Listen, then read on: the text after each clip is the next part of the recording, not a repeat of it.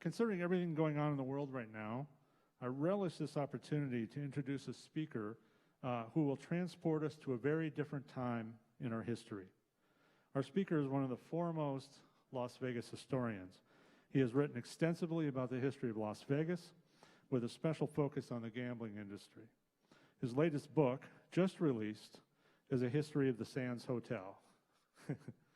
And before I continue introducing our speaker, I have a couple things I want to bring up. First of all, I'd like to ask for a show of hands. How many people here stepped inside the Sands Hotel when it was open?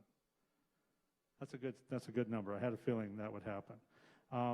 And how many of you were angry or sad when the Sands was torn down? About the same, most of the same number. The Sands was indeed one of the most iconic resorts on the Las Vegas Strip, and its rich and intriguing story has been captured in full, or mostly in full, you can never cover everything, by our speaker in his new book, which I urge you to acquire before you go home tonight.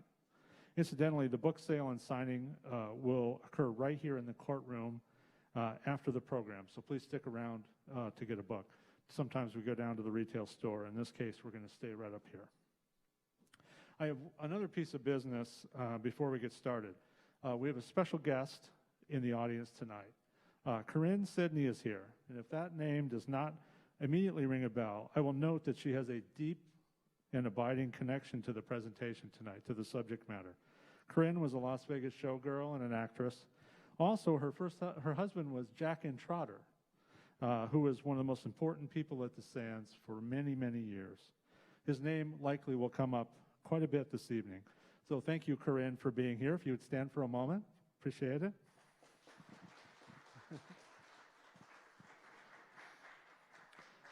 Very quick.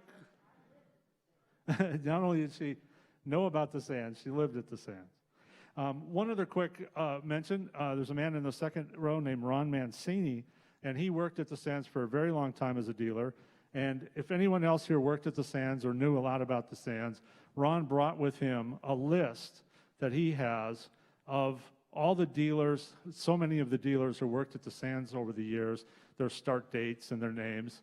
And there's some really interesting stories associated with all those individuals, and Ron is pleased to bring that list. So if you're curious, he'll have that after the program. Okay, back to the introduction. David Schwartz is a professor and the Associate Vice Provost for Faculty Affairs at UNLV. He studies gambling in casinos, Las Vegas, tourism, video games, and higher education. He's written several books, including Grandissimo, The First Emperor of Las Vegas, which he's spoken about here at the museum, Roll the Bones, The History of Gambling, and Boardwalk Playground, The Making, Unmaking, and Remaking of Atlantic City. Please join me in welcoming David Schwartz. Thank you. Thank you very much, Jeff. And thank you all for being here. I've got my remote control. Thank you for everybody who is out on the live stream. Behind here or in front of here? In front, okay. We'll do it like this. Is that okay? All right, great. Just to warn you, I am used to lecturing to 18 to 21-year-olds who have a phone with them and a Wi-Fi connection, so I will try to be as dynamic as I can. And if I'm not, that'll be bad. So why the Sands? Why write a book about the Sands? Why talk about the Sands? It was imploded how many years ago? 1996, many years ago. Why is it important? Well, I say it's important because it really captures that moment in Las Vegas. So tonight I want to talk about a couple things. And these are the slides, and we can kind of go off of them and meander a little bit if we have time. I want to talk about how it came to be built, a little bit of that story, the classic years, which everybody talks about, and then something that I learned a lot about in researching the book, the years after it, Howard Hughes and after Howard Hughes, and what happened then. Kind of very interesting. All photos in this presentation are courtesy of UNLV Special Collections and Archives. So hooray for them.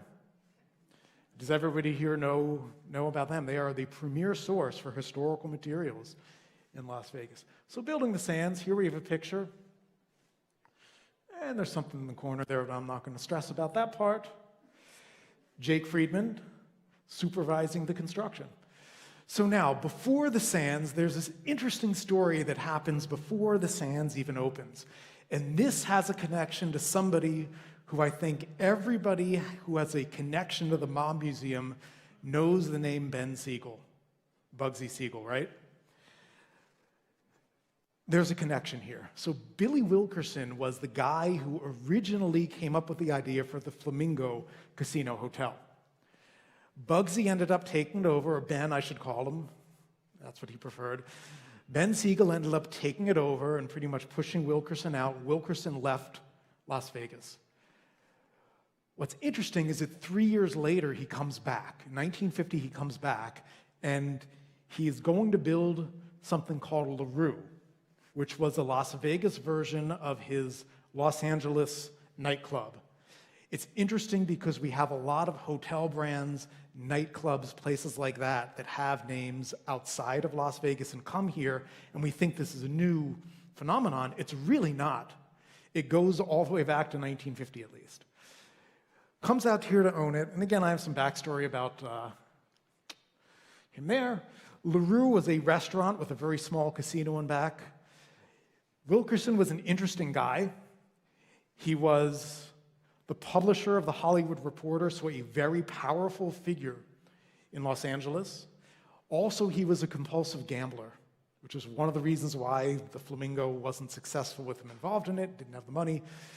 And probably coming to Las Vegas to open a restaurant was not a good move for him, personally. He had a gentleman named Nola Hahn, who was a Los Angeles gambling operator, as his partner to run the actual casino, and he would just be in charge of the nightlife and the restaurant. In February, so 3 months later, Wilkerson says, "I'm done, guys," to his partners. "You can keep it. I'm going back to Los Angeles," and he does. And the place closed in June, and it's kind of sad to trace the history of it. I couldn't find any official notice of the closing, but there was a classified ad in the Review-Journal in June saying, "Walk-in freezer for sale, hardly used." And that was their walk-in freezer. "Come to LaRue, we'll unlock it for you." So it's kind of sad where it went from this dream, this man was looking for redemption in Vegas, and they ended up selling the fixtures. Interesting thing happens then. A man named Mac Kufferman, who is probably not one of the better known people today, but he was from Palm Springs, originally from New Jersey, my home state, where he was a liquor distributor. And when you say liquor distributor in this period in New Jersey, do you think it's more or less likely that they might have had some dealings with organized crime? More likely. Okay, supposedly he was close with a man named Doc Staker, who doesn't have the notoriety of a Meyer Lansky, but was a major figure in things related to organized crime at the time. Major figure. So he was close with him. He was unfortunately publicly tied to him.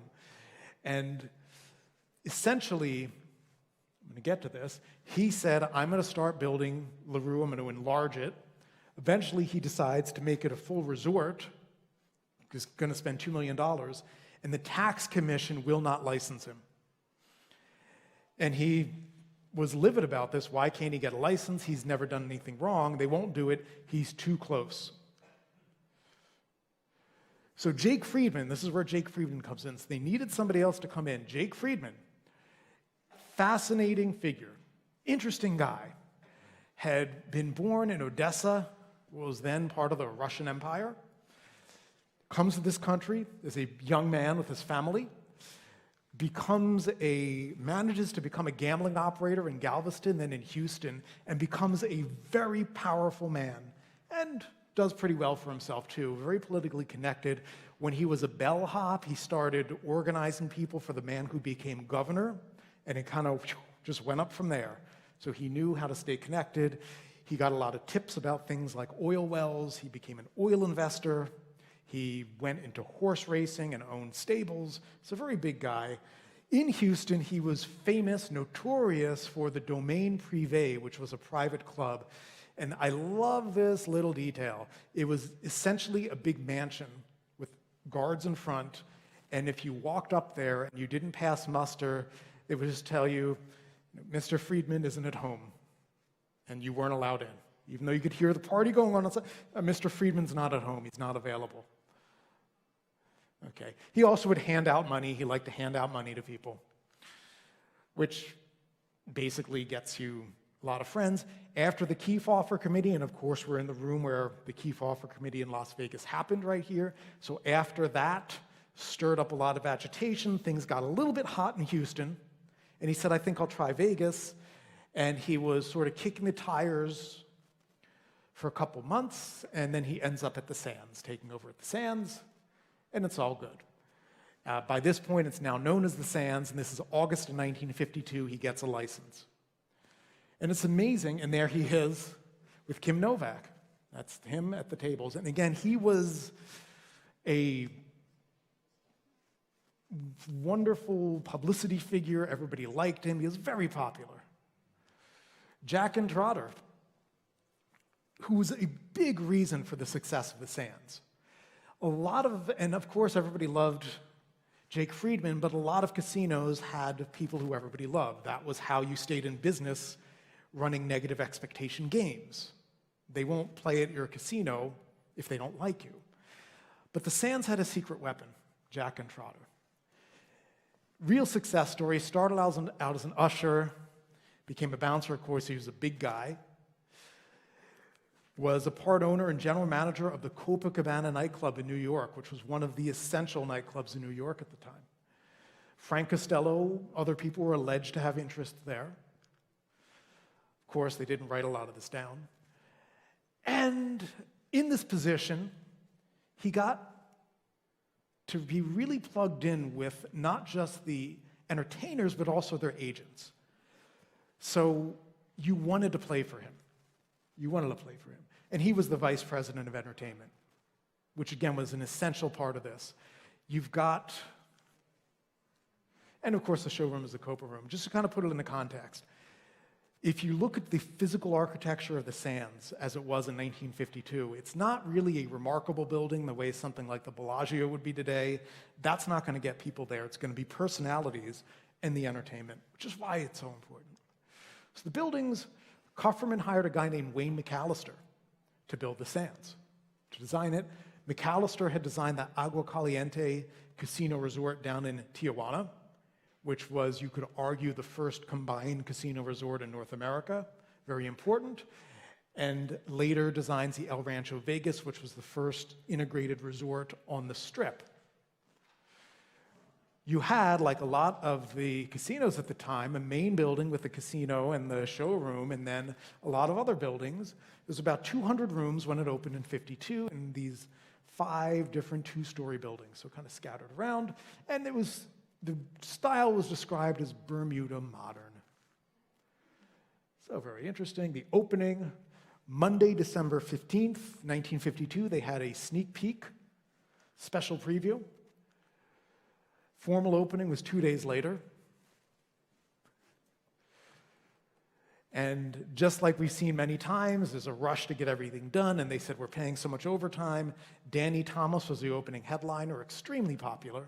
Ray Sinatra, who was a cousin of Frank Sinatra, perhaps a distant one, was the musical director. And they publicized how their opening parties cost $35,000, which today wouldn't buy so much, but back then it bought a lot.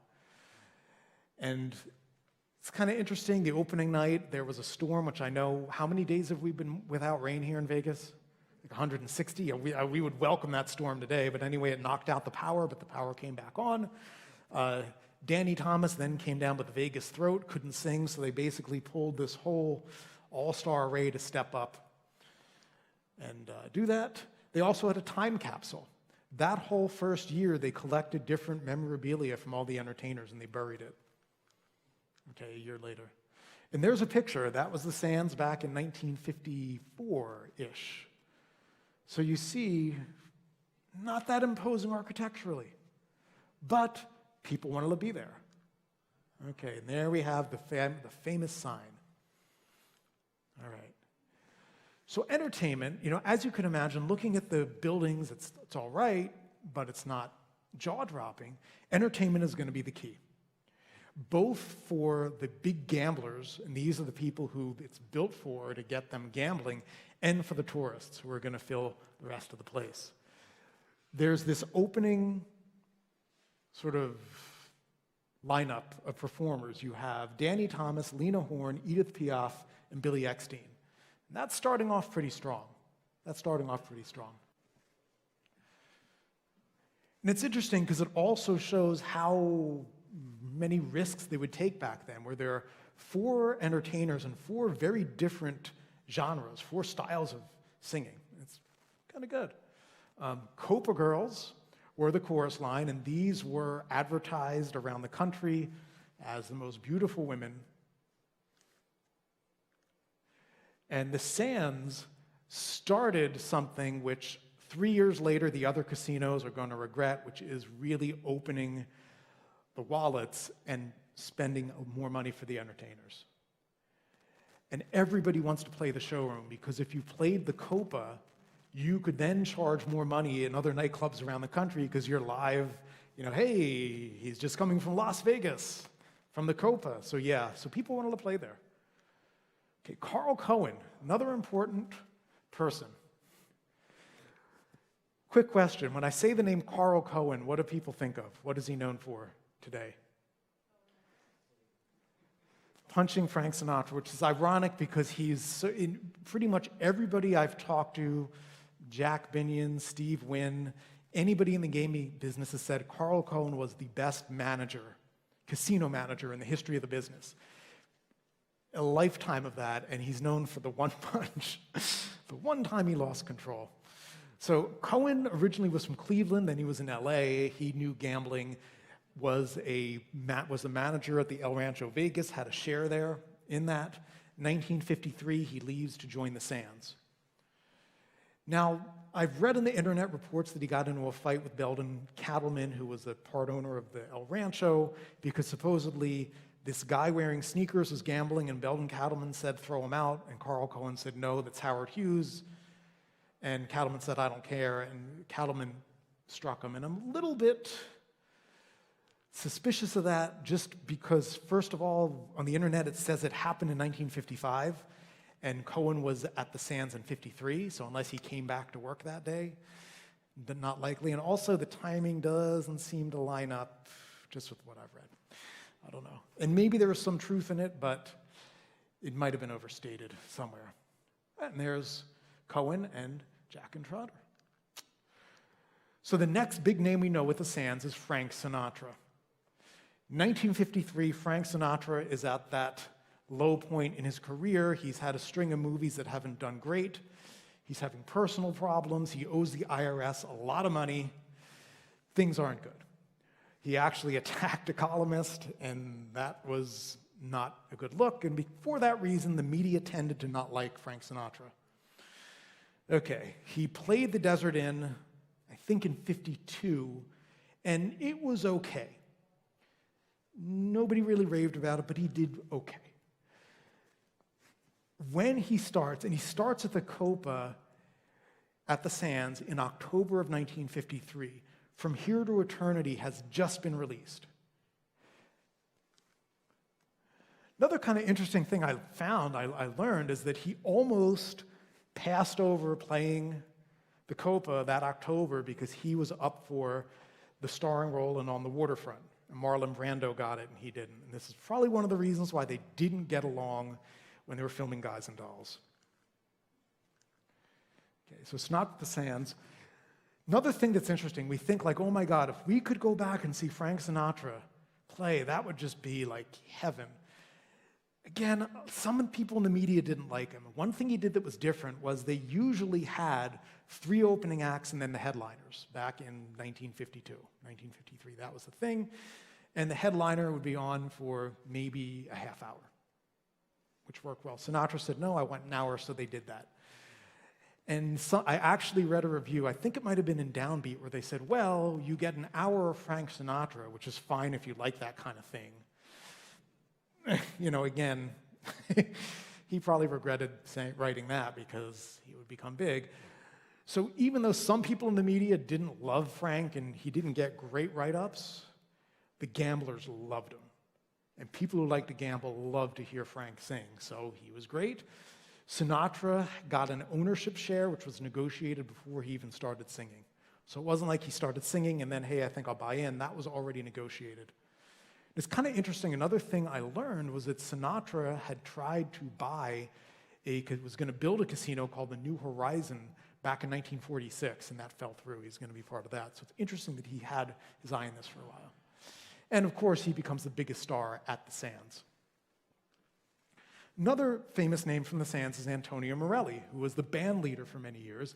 In 1954, he takes over from Ray Sinatra.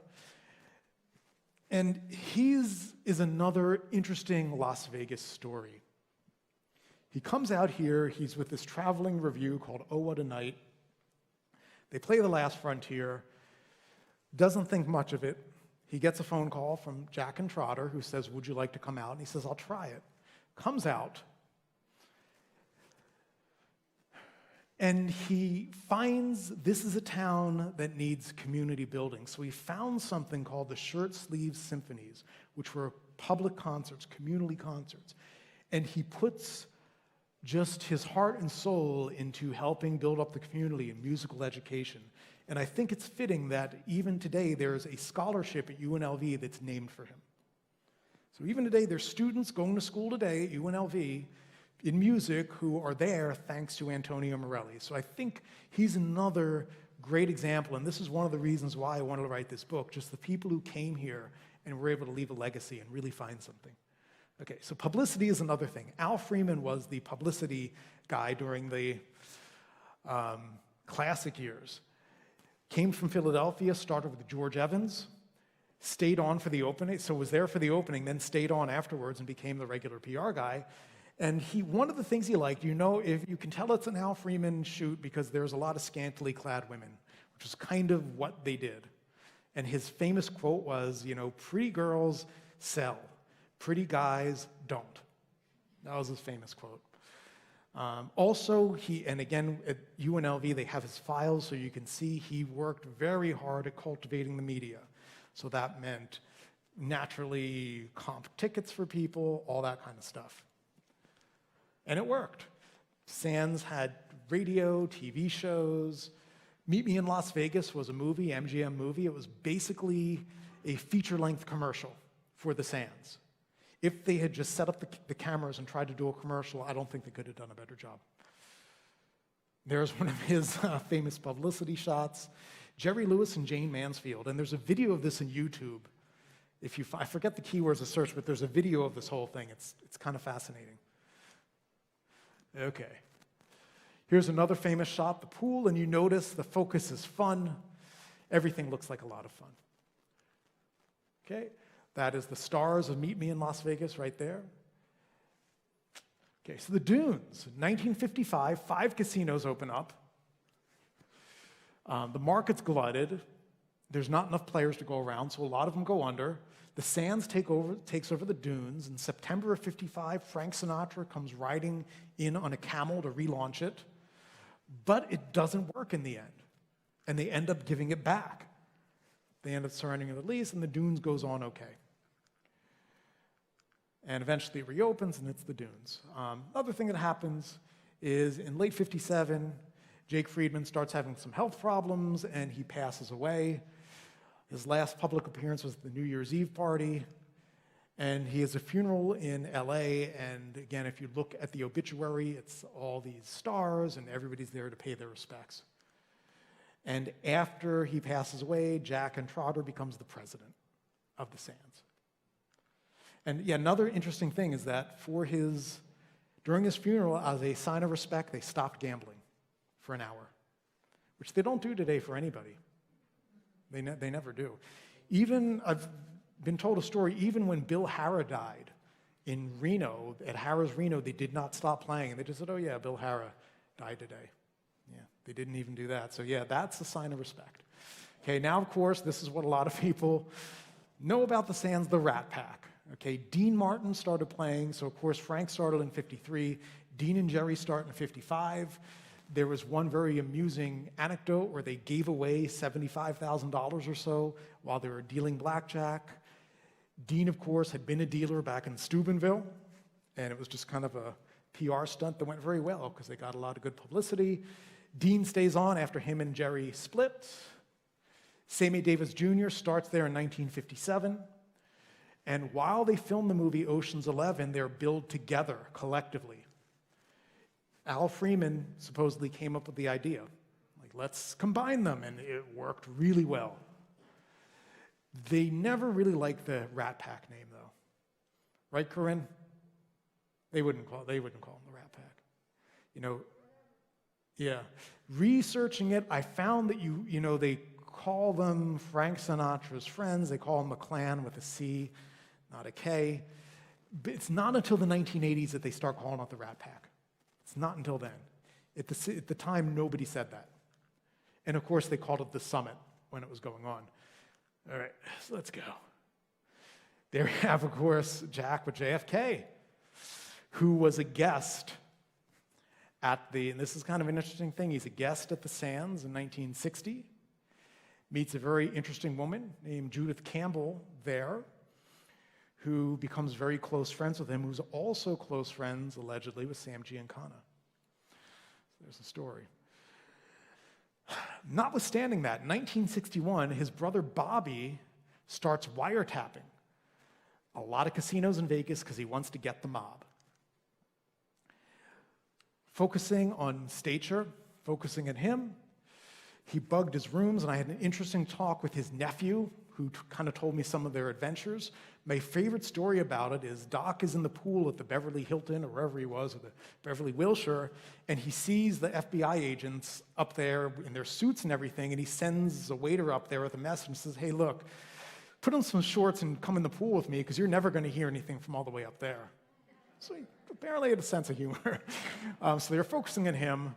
They also bug Carl Cohen's Beverly Hills apartment. And then the FBI office here set up something called the Henderson Novelty Company that basically leased phone lines that were used for wiretaps and for bugs. February of 1963, and I've gotten a copy of his FBI file, and it's interesting, they start bugging his apartment at the Sands. And they get nothing useful from the wiretapping at the Sands. There's nothing. And it's kind of comical how little they get. And these agents are writing it up, and they're sending the memos to Washington saying, well, we have to keep on surveilling because we'll get something they don't. Now, Ed Levinson, a guy who was connected with the Sands people, who was president of the Fremont Casino, pretty close to us, on April 28th, 63, discovers that there's a bug in his phone. How'd that happen? And this becomes Carl Cohen then discovers one in his rooms at the Sands. How'd this happen? Carl Cohen sues the phone company. Then he says he hired Harry Claiborne as his attorney, so you knew that was going to be a good trial. But he files suit, and then he says, I'm going to abandon it, steps away. He says, I already embarrassed the FBI. So, yeah, why not? It does become an issue. Levinson is going after the FBI. Other people join in, and it doesn't fizzle out until 68. So for about 5 years, this is big news. Okay, now Sinatra leaving his owner. There was an unfortunate incident. So Sinatra, as we know, is friendly with JFK. Bobby didn't like this. 1963, Sam Giancana is staying at the Cal Neva up in Lake Tahoe, and it's a very amusing story how the FBI lost him and then later had to be told where he was. Because of this, Frank had to surrender his license. So not only did he leave the ownership of the Cal Neva, he also surrendered his interest in the Sands. So he sold that back immediately. And he kind of had the Cal Neva hanging around his neck for a couple years. And I think it's the 1966 Sinatra at the Sands. In between one of the songs, he says, anyone want to buy a casino by the lake? That's what he's talking about. So it's kind of funny. So if you didn't know this whole backstory, you'd be like, what's he talking about? Well, that was it. He was trying to sell it for years. Okay, now we'll talk about Howard. So the Sands expanded a lot of times. They added more rooms.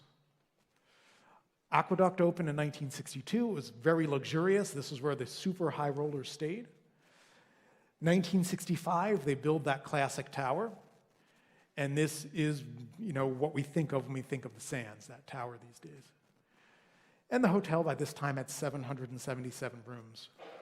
Big by then, and there it is. Of course, they would see it with the tower back then. Howard Hughes, as we know, I feel almost embarrassed to be talking about this in front of Jeff. But Howard Hughes comes out here in '66, starts buying casinos the next year. Sands is one of them. He pays $15 million for the Sands. And Ed Nigro comes over as the GM, and Trotter and Cohen stay on. But it's clear that there's been a shuffling here. Bob Mayhew is the guy running Hughes, Nevada until 1970. And they decide to, quote, improve the procedures and have more cash controls, which didn't always do a great job in keeping the big gamblers happy. So Sinatra and Hughes never got along. Labor Day, 1967, Sinatra refuses to go on. He says, I'm not doing it, I'm fed up. Sammy Davis Jr. steps in. It's like they literally get him on a plane and fly him up from LA. That weekend, so that was Monday, that weekend he's singing again.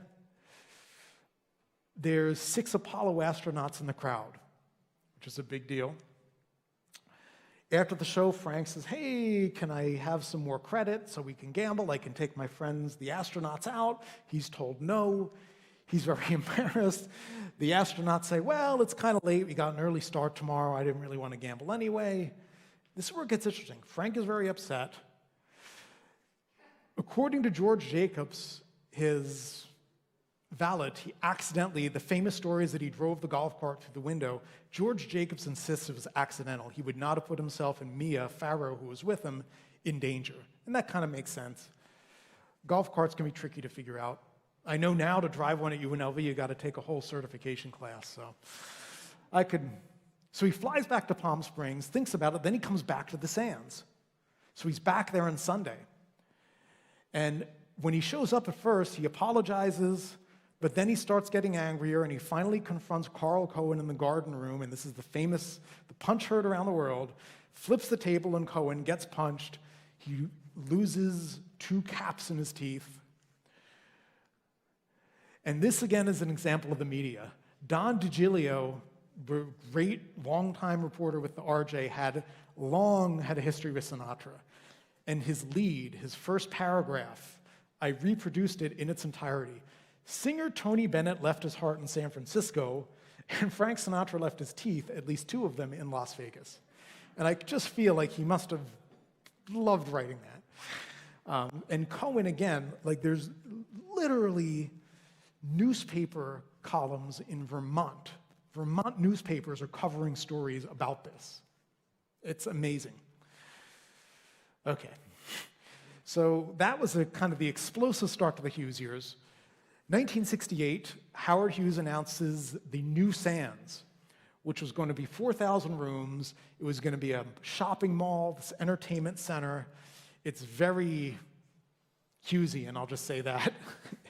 And of course, he was going to design these things himself and have this. And a lot of it, one of the things he said kind of sounds like Topgolf today, where they'll play golf indoors and they'll do this, and kind of different. Mario Puzo, another interesting thing. Mario Puzo, quote unquote, researched The Godfather while he was playing roulette there. And according to the dealers, he was not the best roulette player. Jack and Trotter passed away in '71. Al Freeman died the following year, and then Carl Cohen left. So by '73, you've got this whole new team in charge. Richard Danner was the GM for most of the '70s, and Harry Goodhart was the boss. So you have the classic years are very over, and we now have the Hughes years. And Goodhart did some interesting things. He was one of the first casino executives to use a computer, and he would have his secretary input the players' names in there so he could call up information about them. So it's interesting. I don't think he gets a lot of credit for that, but they did that. In general, though, they were shifting from the high rollers to the mass market. Of course, Caesars had opened, and a lot of the high rollers go there. So it's kind of this shift. One of the biggest high rollers, though, that does show up there is Adnan Khashoggi, who shows up in the 70s, famous. He was a businessman from Saudi Arabia, did not like to be called an arms dealer, had a lot of interest in a lot of things, including arms dealing. He had 12 homes, a private jet, a $70 million yacht. Who ended up owning that yacht? Trump, briefly, and then sold it back again. So kind of a famous guy. First time he came there, he lost $500,000, which was big money back then. In '74, it was actually reported that he was thinking of buying the casino, and that never happened. When he stayed there, in the late 70s, they would reserve the entire aqueduct building, not just a suite, the whole thing, and they had a special phone system installed just for him that they would take apart when he left, because he lost $22 million there in 1979, which was a ton of money in Las Vegas then. So yes, they did anything for him. And there's some interesting, I interviewed a guy who worked there then and was the person who got sent out on a lot of the errands. They would send him around. He needed a special barber chair. He needed this. He needed that. So he definitely had a good time there. Okay, October 1980, Summa, which is the company that Howard Hughes' interest became, sells the Sands to the Pratt brothers, who were hoteliers who had Holiday Inn franchises all around the Western Hemisphere. They said, we're going to expand it. We're going to add more casino space and a new tower to modernize it.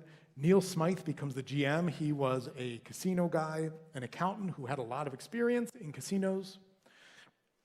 The Pratts also bought the Brighton in my hometown of Atlantic City and renamed that the Sands. So they had this idea of building it. Sale closed in 1981, May 1st. And they make a lot of changes. They didn't have money for the new tower because, as you might remember, the early 80s were not a good time economically. Didn't have the new tower. So they just modernized. They had this big party to relaunch the Sands in January of 1982. They closed the Copa Room. And you might say, well, isn't this what put them on the map? Yes. But they said, we're going to close it. And they redesigned it. So it was no longer the headliner space. It was for daytime lounge acts and reviews. They said, this is what's going to be popular. And it's kind of funny. They had, the first review was called Top Secret, and it lasted 3 weeks, I think, and then poof, sank. And then they relaunched it a couple weeks later for headliners. They brought headliners back and made a big deal. Now, Khashoggi, who, again, in '79 had lost $22 million, left because they had been rebating him 30% of his losses. They just said, hey, we're losing money, we can't do that, so he left. And he ended up at Caesar's Palace. Okay. To me, this picture symbolizes the change of, you have the old marquee there, and they have the new one behind it. So this is the change of these years.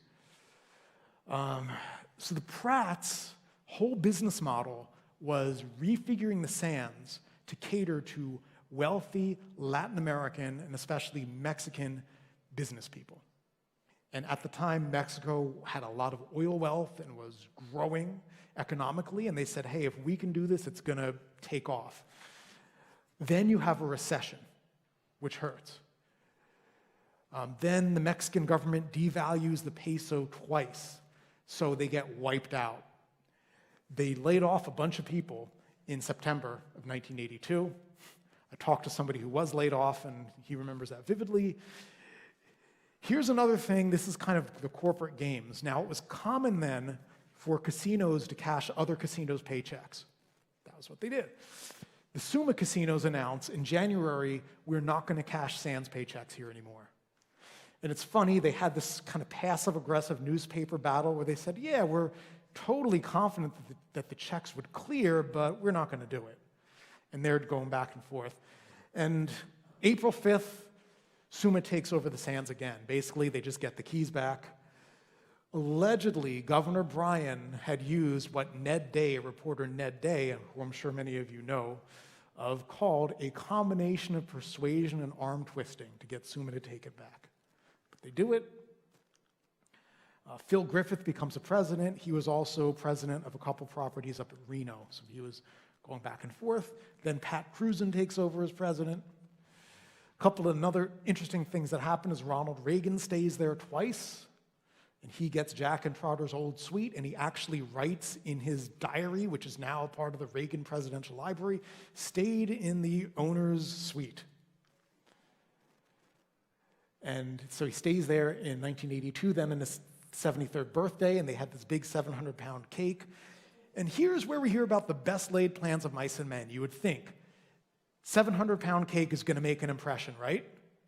Well, that morning, for the first time in I don't know how many years, he went back to his boyhood home in Illinois and had birthday cake there. And then went to a high school and spoke, and they had more birthday cake there.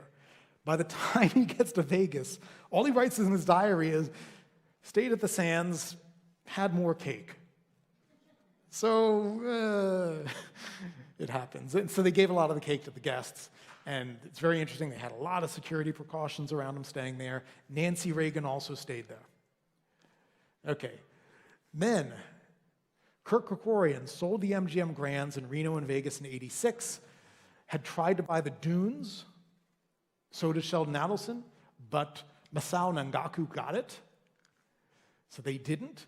And he ended up buying the Sands and the Desert Inn for $167 million, which is a pretty good deal.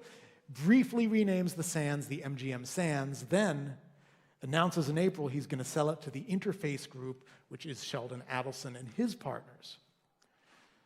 So Adelson, this is the group that started Comdex, a computer convention, in 1979, became a powerhouse in that industry.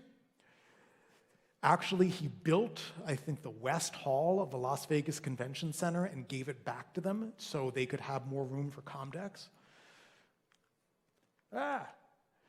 And he bought it. He said he's going to add a new tower and convention space.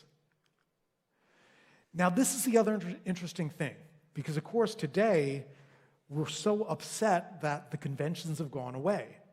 And I think if you talk to anyone in the industry in Vegas, they'll say, we really need the conventions to come back to get started. Well, it's funny, because back then, not everybody felt that way. You know, one casino owner actually said, well, I'm glad that Adelson owns a casino now, because he's going to feel the pain when the conventions are in town. He's going to know how bad it is. Okay, so people were very skeptical, but it worked. They were profitable. They made a lot of money. Okay, so November of 1990, the Sands Expo Center first phase opens. It's got about over 500,000 square feet of convention space. Hosts part of Comdex, which is 110,000 people, just a huge convention then. And later expands it, pretty big, over 1 million square feet. And for a while, in the early 90s, he thought about selling it to the LVCVA. And they said, no, I'm making so much money, I'm going to keep it myself. And he does, and he buys out his other partners and is sole owner after Interface sells the Comdex show. Okay, oh, there we go.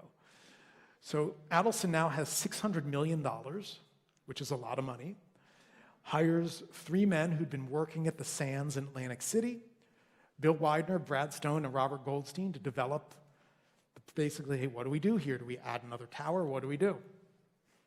It's got a great location. It's right across from the Mirage and Treasure Island. And they say, first they said, well, we're going to add the second tower and then tear down the original Sands. And then they decide, no, we're just going to start from scratch. So in May, they announce that they're going to close. It closes, and they're going to build the Venetian there. Sands Expo stays, closes on June 30th. And the last performers in the Copa were a review show called Viva Las Vegas and comedian John Pinette, and the Copa closed. And the last craps roll was made by Bob Stupak, who in this period, I think he had the last roll at every casino that closed for a while, because he was constantly there doing the last roll at craps. And then they liquidated stuff, so some of this is still floating around. And there is the final sign. Okay. So before the implosion, it was in the movie Con Air, and if you watch Con Air as locals, and even people who just visit Las Vegas, You'll see it's kind of funny. If you watch that climactic sequence where the plane crashes into Vegas, the geography is so funny. It's like they're going past the Barbary Coast, then they're on Fremont Street, then they're at the Hacienda, then they're here. It's like wild. I don't know how they could do that, but yeah, I guess it was dramatic. So basically they crash, and it ends up slamming through the front doors, and the nose of the plane just hits the machine, and the machine pays off, of course, 777. And if you look at that, you'll see there's a reflecting pool, which the director just added to make it look cool. Kind of funny. They imploded the tower in July. And then they clear the rest away, and it becomes the Venetian. Now, what is the legacy of the Sands? Again, why in 2020 are we talking about the Sands? Why? Well, it showed how entertainment could build Las Vegas, which I think today, again, in addition to the conventions, we want the live entertainment back. Entertainment's important, personalities are important. The Hughes Years show how the casinos adjusted to the corporate era. And I think the Adelson years show how Las Vegas became this convention destination. So you really can trace the whole history of Las Vegas as a tourist destination through the Sands. But what people remember, and again, this is important, if I say the Sands, virtually nobody's going to say Sands Expo, even though it's still there. And millions of people a year go through there. They're going to remember Frank Sinatra and Dean and Sammy and the Copa. Okay? And it shows how powerful this is and what a good job Jack and Trotter and Carl Cohen and Al Freeman and everybody did in building the Sands, and all the people whose names I didn't mention, and all the people who worked there did. So that's kind of important. Thank you, guys. Thank you very much. It's a real thrill. Thank you, David. Yeah. So if we have questions, I hope we do, I'll have you come up one at a time, and we have the microphone here. Anybody have a question for David? I have one from one of our live stream viewers, but I want to give you guys a chance first to ask a question. Well, let me start. Yeah. I will start. I won't ask you any questions about Howard Hughes because Yes, you should be. I'm not the sure Howard I know. Hughes guy. I'm not sure I know as much as I think I know. Okay, so the question from one of our online viewers was: Does David believe all the modernization of Las Vegas is beneficial to the Vegas economy, or has it restricted the business? Has it restricted the business, or is it beneficial? Good question. And you have to think about the scale. When Jack and Trotter started the Copa Room, when they opened the Sands, it was a 200-room hotel. Today, 3,000-room hotels are the norm, so I think there has to be changes to go along. Obviously, there's a lot that's lost in that. It's not going to be the same thing as it was, and you'll never get back what they had in the Copa Room, where Corinne was up here looking at the people, and just like, oh yeah, here's this person, here's that person. You're not going to have that same experience where I could say, yeah, I was sitting here, and Luella Parsons and Betty Davis were sitting there, and I overheard them talking. You're just not going to get that. Even though there's still a lot of celebrities today, it's just too big, which I think is the way it had to go for the city to grow. So I think they've done as good of a job as they can as trying to have new attractions to get people, but I don't know that you can get that intimacy back. Although maybe now you can, that we have to restrict people to 50 people or less, restrict crowds of 50 people or less. So maybe that's the opportunity there. As long as we can bring the entertainment part back, right? Yeah. So yeah, maybe that's the thing. All right, any other questions for that? I will ask one more because Sure, I yeah. have another question.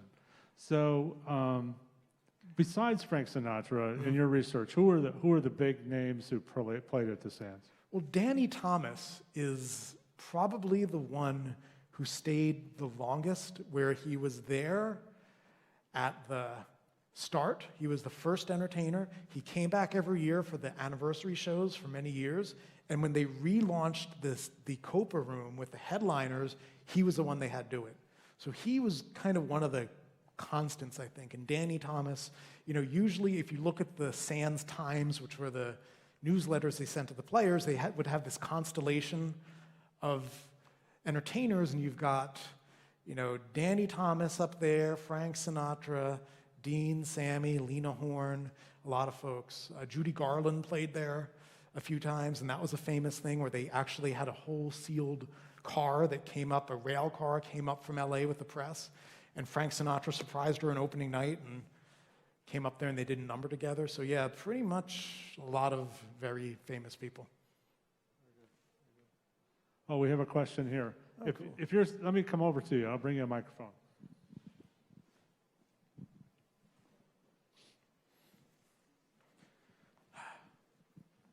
The entertainers that came, the major entertainers, were they paid by the casinos, or did they do that gratis for whatever services were available?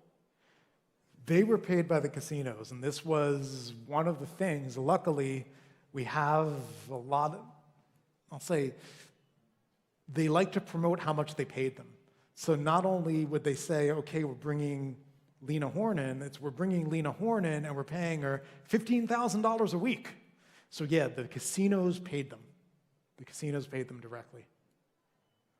How, you know, maybe this is a naive question, but you talked about how there was like a bidding war for these entertainers in the 50s, and we know about that. But how could they really afford to pay what they paid? I mean, there's a lot of money. Well, sometimes, if they had a, I think the perfect storm was Elvis, because Colonel Parker really liked to gamble. So even if they paid Elvis a gazillion dollars, they knew they were going to win it back. So I think they kind of liked it when somebody in their party played, you know, or the entertainer. But a lot of times they didn't. So for example, Johnny Ray, and I had all the details, so I think he asked for $15,000 and the Sands said no, and then he ended up playing at the Desert Inn for like $20,000. So the kind of, some of them would go for it, some of them wouldn't. So yeah, a lot of times they didn't. And then in 55, they kind of said, we have to get this under control because we're spending too much, and they do drop it a little bit then. Oh. Yes, sir. Yeah. During the years of the operations of the Sand, how did it rank in the top 3 or 4 casinos in Las Vegas? Can you describe that? Yeah. So it opens up, and I think the Sands and the Desert Inn are the 2 top places in Las Vegas. You know, definitely as far as high rollers go, as far as prestige goes, they're up there. Then Caesar's Palace opens, and that takes it over. Mario Puzo wrote a really interesting article in '67, I think it was, and he talked about how he went out to Vegas with a friend of his who was a professional gambler. Sally Rags was a professional gambler in New York, and him and his friends were staying at Caesar's Palace, and they said, yeah, you know, we're going to put you up at the Sands because you're not a big gambler. And like, sorry, but we can't get you into Caesar's because it's packed here. And he's like, yeah, last year we would have been at the Sands, but now we're at Caesar's. So that kind of shows how that shifted. Then, of course, when the Mirage opens in 1989, that shifts it even more. Well, Yeah, one more, question here. One more question. Awesome. Hold on. Let me get the microphone so At everybody least can 2 hear more you. questions. 2 more. Good. Questions are good. I was just curious about how large the Copa room was, how many people fit in there, you know, seated, and also what they paid. It went through a couple of different iterations. So I think at first it was 400, then it was up to about 600. And then when they remodeled it, it came down. And the price, I'm blanking on it right now because obviously it changed over the years. At first it was really minimal. By the end, I think it was $15.95 a person by the end, but it was pretty low price at the time. And originally, in 53, there was no cover and no minimum. So you just came in and you ordered, you know, either food or drink. Towards the end, then after 55, they institute the charges. But it was pretty low charges. But again, it's can you get in there? Who do you know? So it was small enough to be intimate. Another question there, yeah. You seem to underscore the transition from the 40s and 50s, maybe early 60s, when Vegas was simply supported by big celebrity, wealthy, gambler, losers, and the transition through 70s and 80s, and then Atlantic City come on board, okay, that opened it up to the general public more. You know, that realization here was what you described underneath the description here of the sands. Yeah, I mean, originally, you've got 500 seats in the Copa, but you want to make sure that you've got your 10 or 20 big gamblers in there when they want to be in there, and then get them right out, you know, so they can go back to the tables. That's the important thing. And that was really, it's interesting how the properties change. So if you look at the sands, the whole idea was get the big gamblers in, keep them happy, get them to the craps table, and make that as easy as possible. If you look at the Venetian now, it's more convention-oriented with how do we keep them here. And the casino is important, but it's not the dominant one. And I think that is the shift right there.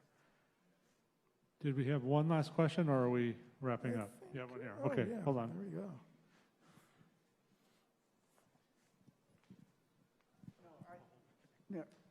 I just wanted to say, you talked about the entertainers and getting them back into the casinos. Yeah. That's what they used to have so much problem with Wayne Newton. He used to hold them and hold them and hold them, and they'd say, come on, you got to let them out. And he'd leave him, he might stay an extra hour, Yeah. you know. Yeah, and that's like money that they're burning. So yeah, they always want to get them back in the casino. Oh, there's one more question. Is there? Okay, all right. One more. Hi, yes. Can you tell me, what time were the shows, and was there more than one show? And when did they have the shows, like every night? Pretty much, 8 o'clock and midnight were the shows, usually 2 shows. Sometimes, at some points, you would have 3 shows, but usually it's the 2 shows, 8 o'clock and midnight, and that was it, yeah. So that was what they did. All right. Well, I can tell you I've had the pleasure of reading David's book, and there's a lot more in there than we have talked about tonight. yeah. So I encourage you to take a look. We're going to have them for sale on the other side of the room. Thank you very much, David, for a great presentation. Thank you, Jeff, and thank you all. You've all been wonderful. Thank you very much. Thank you.